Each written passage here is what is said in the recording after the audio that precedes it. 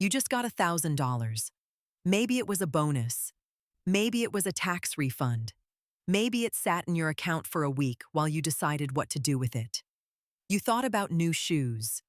You thought about a flight somewhere warm. You thought about just letting it sit there, safe, untouched. But somewhere else, right now, someone else got the exact same $1,000. And they will never see you again, financially speaking. Because what they do next is not what you do next. And the real answer for why is far stranger than discipline or luck. You've probably heard that the rich just make smart investments. That's the polite version. It's the version sold in books with gold letters on the cover, but it skips the actual mechanism. It skips the moment. The first $1,000 a wealthy person ever controlled was rarely invested in a stock. It was almost never put into a retirement account. It was used to buy something far less glamorous: control over their own time. Here's what that means. Picture two people. Both get $1,000. Person one buys a laptop, a course, a set of tools, a small inventory of something they can resell. Person one is buying leverage. Person two buys an experience, a trip, a dinner, a feeling. Person two is buying relief. Neither choice is morally better. But only one of them compounds.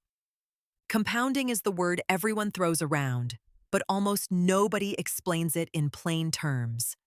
Compounding simply means your money earns money, and then that new money earns money too.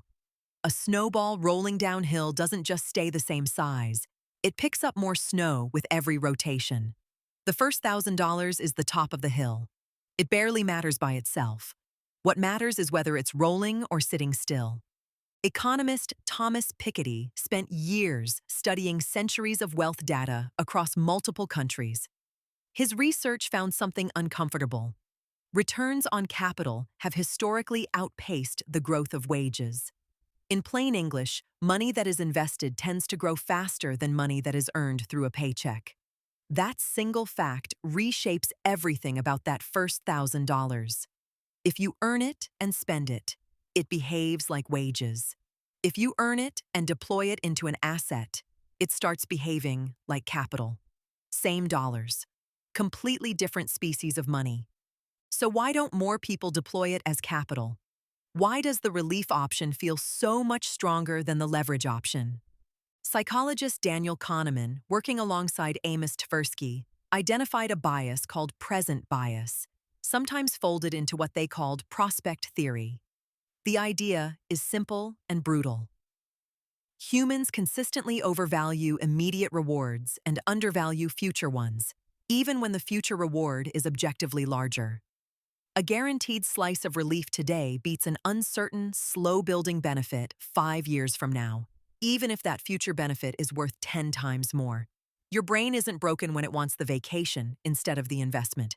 Your brain is doing exactly what evolution built it to do. It just wasn't built for a world with compound interest. This is the quiet trick wealthy households use, often without even framing it as a trick. They build systems that remove the decision entirely. Automatic transfers, preset percentages, money moved into investments before it's ever felt as spendable. They don't out-discipline you. They out-structure you. Consider the marshmallow experiments run by psychologist Walter Mischel at Stanford in the late 1960s.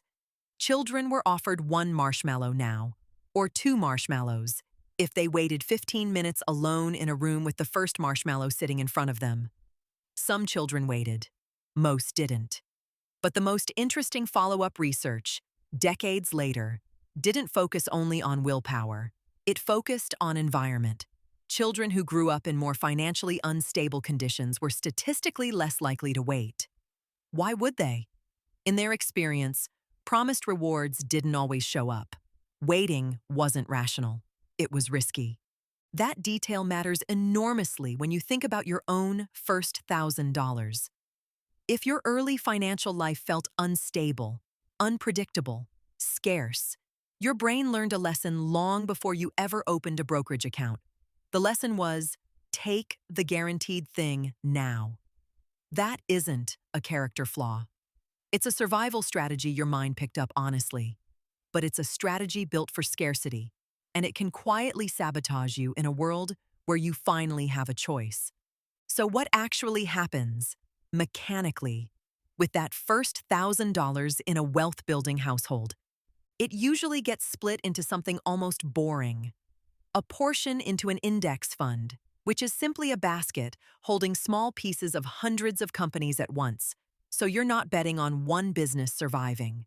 A portion into an emergency cushion so a single bad month doesn't force a sale at the worst possible time. And sometimes, a portion into a skill, a tool, a small business idea, something that increases future earning power rather than current comfort.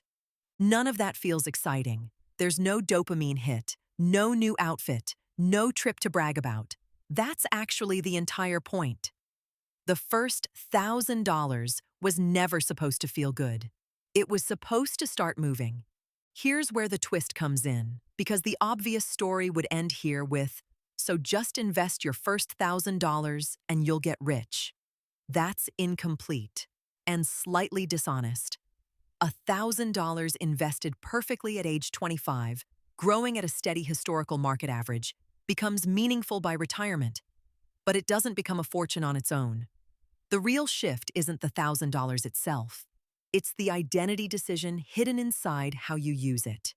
Behavioral economist Richard Thaler studied something called mental accounting, the idea that people treat money differently depending on where it mentally comes from, even though money has no actual labels attached to it. $1,000 from a bonus feels like extra money, free to spend loosely. $1,000 from years of saved paychecks feels heavier, more protected. Wealthy households often train themselves out of this bias deliberately. They treat windfalls with the same seriousness as earned income, because in the math of compounding, a dollar doesn't know or care where it came from. It only knows whether it's working or sitting still. This is the strange part most people miss. The actual habit isn't about having money. It's about practicing a relationship with money before the stakes get large. Someone who treats their first $1,000 as fuel is rehearsing a behavior they'll repeat with their first $10,000, then their first $100,000. Someone who treats it as a reward is also rehearsing a behavior. Both groups are training a pattern. Only one pattern scales.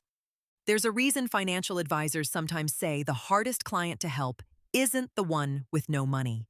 It's the one who just got a sudden amount of it, a bonus, an inheritance, a settlement, and has no existing pattern for what to do next. Without a rehearsed system, the brain defaults right back to present bias.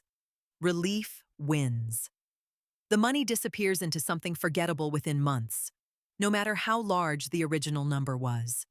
Multiple studies on lottery winners and sudden wealth recipients have shown the same pattern repeating. A shocking percentage return to their prior financial state within a few years, not because the money wasn't enough, but because the underlying habits never changed. So the rich aren't smarter with their first $1,000. They're often just earlier. Earlier to build the habit. Earlier to separate money I feel from money I deploy. Earlier to let a small, unglamorous amount sit somewhere boring and grow, instead of needing it to prove something today. None of this requires being born wealthy. It requires noticing the moment. The next time $1,000 or even $100 lands in your hands unexpectedly, there's a quiet decision hiding inside it. Not a decision about a purchase, a decision about which version of yourself gets rehearsed, the one who spends the feeling or the one who starts the snowball. You just got $1,000 again. This time, you already know what it's really asking you.